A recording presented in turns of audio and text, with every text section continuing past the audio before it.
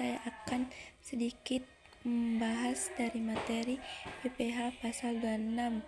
Pengertian PPh pasal 26 mengatur tentang pemotongan atas penghasilan yang bersumber di Indonesia yang diterima atau diperoleh wajib pajak LN baik orang pribadi maupun badan selain berbentuk usaha tetap. Wajib pajak PLN baik orang pribadi maupun badan selain bentuk usaha tetap dan diterima atau diperoleh penghasilan.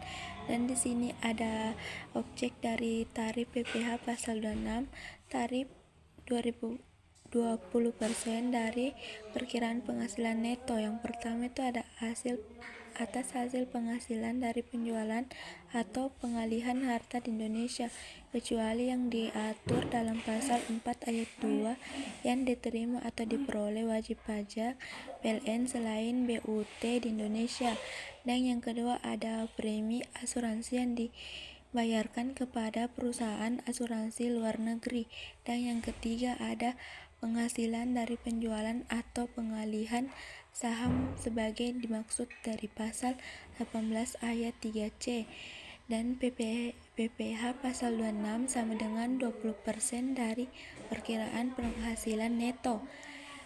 Dan ada objek dari tarif pajak. Penghasilan kena pajak sesudah dikurangi pajak dari suatu bentuk usaha tetap di Indonesia dikenal pajak sebesar 20%, kecuali penghasilan tersebut ditanamkan kembali di Indonesia.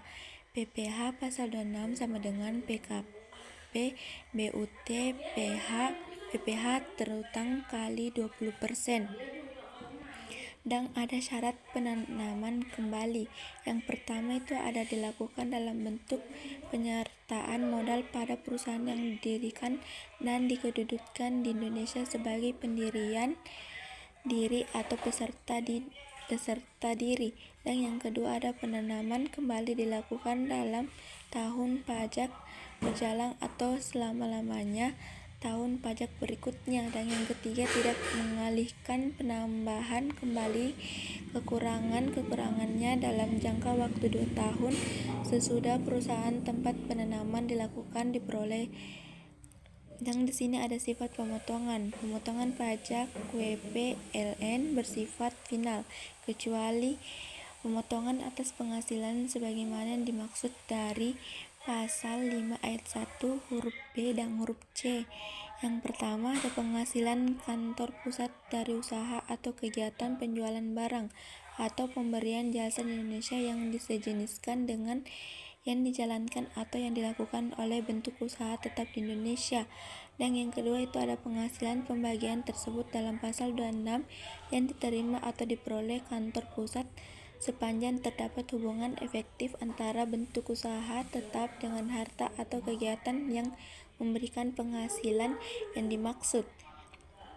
Dan di sini ada referensi Mardisme 2004 Perpajakan Jogja Penerbit Andi Undang-Undang Republik Indonesia Nomor 36